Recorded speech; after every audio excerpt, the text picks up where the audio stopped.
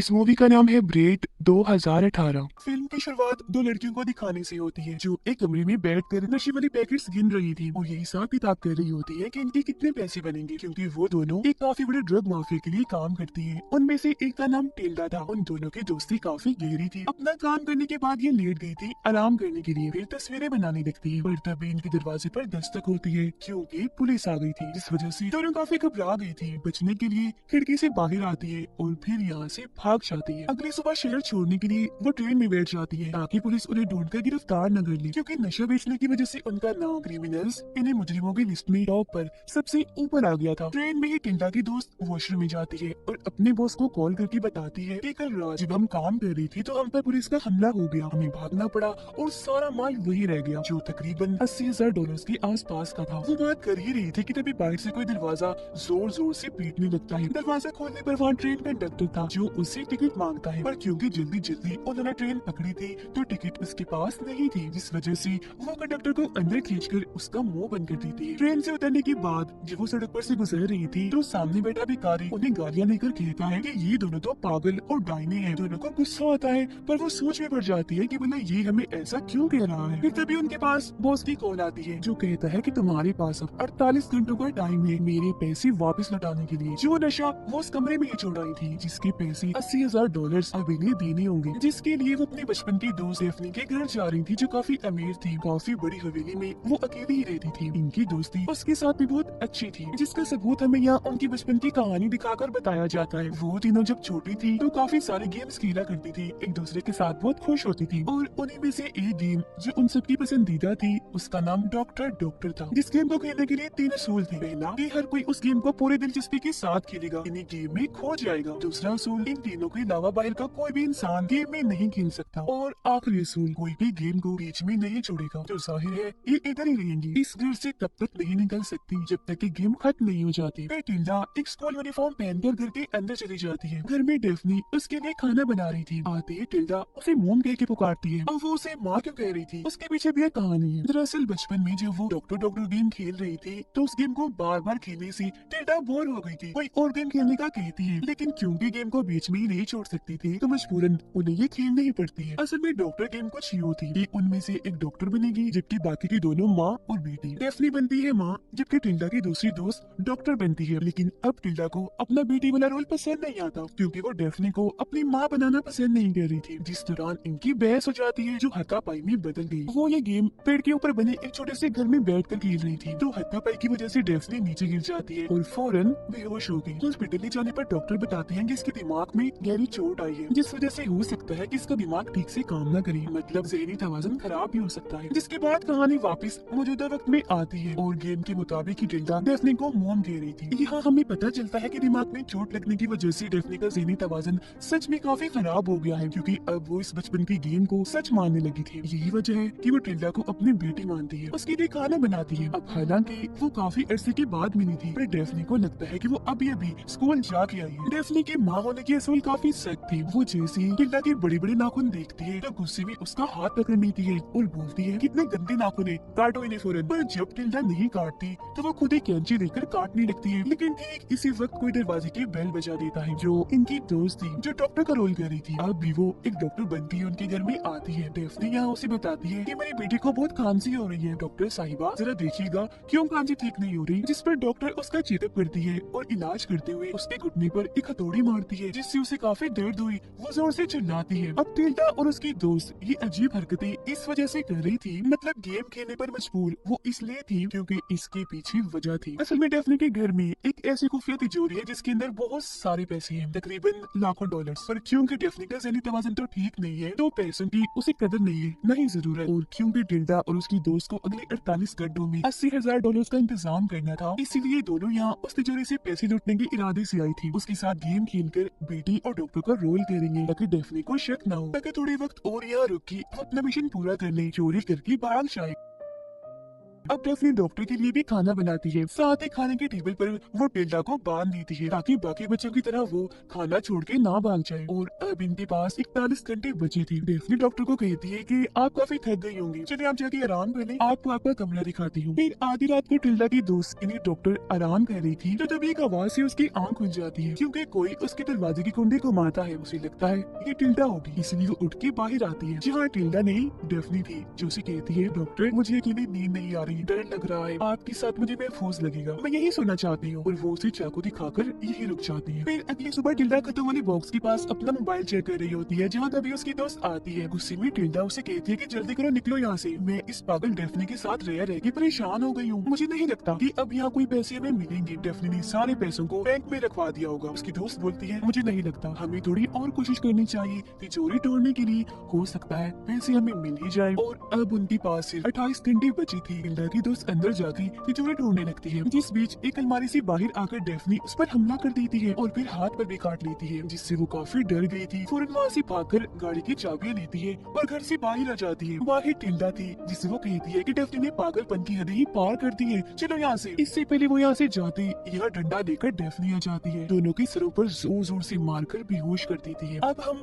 एक detective police officer को देखते हैं जो तैयार होकर घर से निकलता है, गाड़ी में बैठकर अपने काम पर निकल जाता है। उसे टिल्डा और उसकी दोस्त के नशे वाले केस पर छानबीन करने का काम मिलता है। उधर डेफनी ने टिल्डा और उसकी दोस्त को बांध दिया था, रस्सियों के जरिए नहीं बल्कि ब्लेड्स यानी बालों वाली चोटियों से, हाथ भी मुंह भी जिस्म भी सब उन्हें से बांधा हुआ था। डेफनी पूरी तरह पागल होकर उन दोनों से बात कर रही थी। ठीक इसी वक्त दरवाजे पर कोई आता है। डेफनी जाके चेक करती है तो वहाँ डिटेक्टिव था। वो उसे बताता है कि आपके पड़ोसी ने शिकायत की है कि आधी रात को आपके घर से किसी लड़के के चिल्लाने की आवाज आती है। इस पर डेफनी कहती है मैं इस पूरे घर में अकेली रहती हूँ, शायद एक दो बार डर की वजह से मार दी होगी चीख मैंने। वो फिर अंदर आता है छानबीन करने के लिए, घर का सामान चेक करने लगता है जहाँ उसे इन तीनों की बचपन की तस्वीर मिलती है। जो देखकर डिटेक्टिव उससे पूछता है कि मैं इन दोनों लड़कियों को जानता हूँ, क्या तुम बता सकती हो कि इस वक्त ये दोनों कहाँ होंगी? डेफनी जवाब देती है जी नहीं, मुझे इन दोनों के बारे में कुछ नहीं पता। अब डिटेक्टिव इन तीनों को इसलिए जानता था क्योंकि बचपन में जब डेफनी गिरी थी तो उस हादसे में डिटेक्टिव ने ही पूछताछ की थी। वो उनके गहरी दोस्ती के बारे में भी जानता था, इसीलिए वो दोबारा पूछता है कि ठीक से याद करके बताएं वो कहाँ मिल सकती है, क्योंकि उसे शक था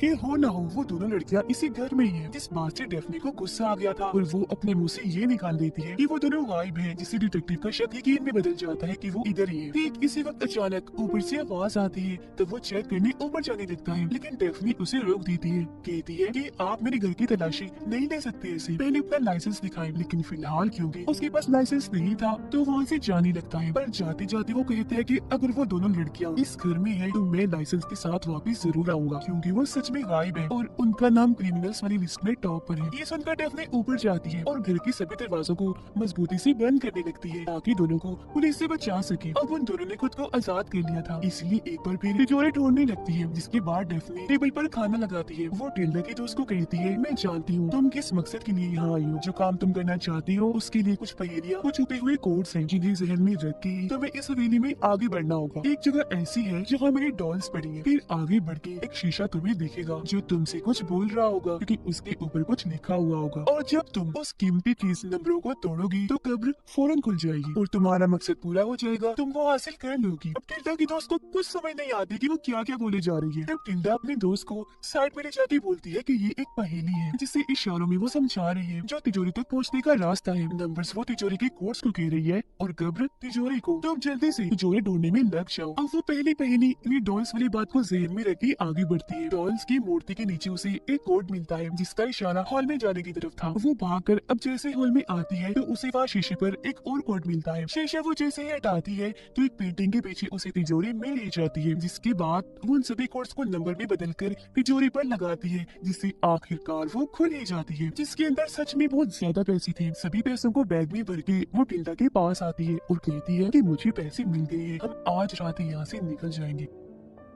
फिर रात होते ही दोनों लैंप्स लेकर यहाँ से निकल जाती है। सड़क पर आकर गाड़ियों से लिफ्ट मांगती है पर कोई भी उनके लिए गाड़ी नहीं रोकता, और फिर तभी एक तेज स्पीड में आती हुई गाड़ी टिल्डा की दोस्त से आकर टकरा जाती है, जिसमें और कोई नहीं बल्कि डेफनी थी जो अब दोबारा से उन दोनों को अपने घर ले आती है, जहाँ अब उसने दोनों को कुर्सियों के साथ बांध दिया था। इस सब की वजह से टिल्डा की दोस्त दुखी थी, जो देखकर डेफनी चाकू लेती है और उसके चेहरे पर कट लगा के स्माइल वाला निशान बना देती है ताकि वो उसे मुस्कुराता हुआ देख सके। अब वो भिखारी जो दोनों को गालियाँ दे रहा था पुलिस स्टेशन स्टेशन आकर बताता है कि मैंने उन दोनों गायब लड़कियों को रेलवे स्टेशन पर देखा था। डेफनी उन दोनों पर काफी जुल्म करने, उनका हुलिया बिगाड़ने के बाद कहती है कि अब अगर तुम चाहो तो गेम को छोड़ के जा सकती हो। साथ ही वो अखबार भी देती है जिस पर उन दोनों के लापता होने और क्रिमिनल्स की लिस्ट में टॉपर होने वाली खबर छपी थी, जो देख दोनों काफी डर भी गई थी और हैरान भी थी कि यहाँ से बाहर निकले तो पकड़े जाएंगे। पर अब डेफनी उन्हें जल्द से जल्द यहाँ से जाने का कहती है कि मैं तुम्हें अब 1 मिनट भी यहाँ बर्दाश्त नहीं करूंगी, क्योंकि बहुत जल्द मेरा बच्चा पैदा होने वाला है। टिल्डा हैरत से पूछती है कैसा बच्चा, तुम्हारी तो शादी भी नहीं हुई थी। तब वो बोलती है कि मैंने तुमसे ये बात छुपाई, वो दरअसल शादी मेरी हो गई थी। जो सुनकर टिल्डा जोर जोर से हंसने लगती है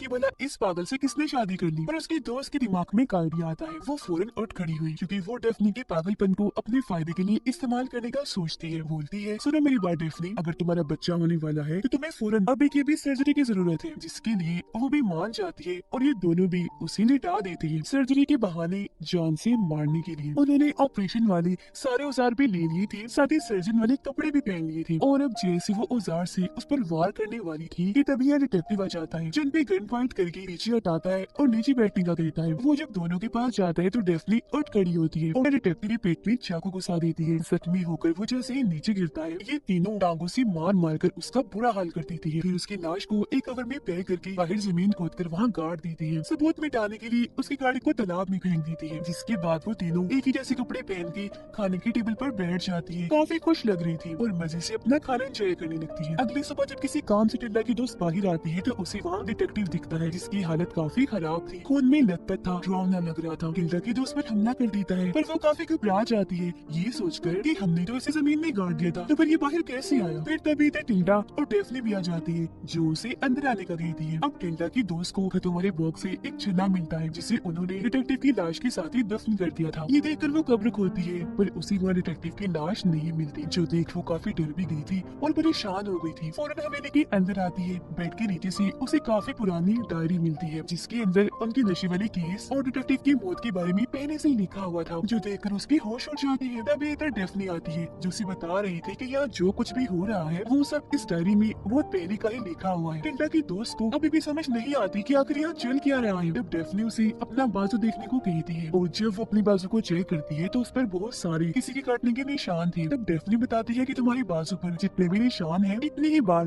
तुम यहाँ पर आई हो। जिससे यहाँ ये खुलासा होता है कि सिर्फ डेफनी ही नहीं बल्कि टिल्डा और उसकी दोस्त का भी ज़हनी तवाज़ुन खराब है। इतना खराब कि उन्हें पागल कह सकती है। और शुरू से अब तक जो कुछ भी हुआ है सब एक गेम का हिस्सा है, जो गेम सालों से इस हवेली में चलती आ रही है। तिजोरी ढूंढते हुए डेफनी ने टिल्डा की दोस्त के हाथ पर जो काटा था वो उसका पहला राउंड था, और इसी तरह फिर बार बार गेम उसी राउंड की तरह ही चलती रही। जब भी तो उसके हाथ पर इतने सारे काटने के निशान थे। और टिल्डा की दोस्त को कब्र खोदने पर डिटेक्टिव की लाश इसलिए नहीं मिली क्योंकि हकीकत में वो डिटेक्टिव था ही नहीं, वो तो बस तीनों लड़कियों के दिमाग में बनाया गया उनके गेम का एक कैरेक्टर है। उसकी तरह ही ना कोई डिटेक्टिव की गाड़ी थी, ना ट्रेन थी, ना बेकारी हवेली तिजोरी, कुछ भी नहीं था, बल्कि वो बस उनके खिलौने वाले रोल्स थे, जो सारे के सारे इन पागल लड़कियों ने खुद ही बनाए थे। खिलौनों की पूरी दुनिया बनाई गई थी, जिन्हें हकीकत इन्होंने अपने दिमाग में ही सोच लिया था। असल में ये तीनों लड़कियां टुकड़े के बनाए हुए एक टेंट में बैठी है। सब कुछ टेंट में उन्होंने इसलिए सोच लिया क्योंकि उनके मुताबिक बाहर की दुनिया बेकार है। और अब हमें दोबारा से एक बूढ़ी औरत दिखाई जाती है, जो कि डेफनी थी, और बाहर से टिल्डा पहले की तरह स्कूल से वापस आती है। पर अब वो दोनों काफी बूढ़ी हो चुकी है, जिसका मतलब था कि अब इस पागल गेम को चलते चलते उनकी पूरी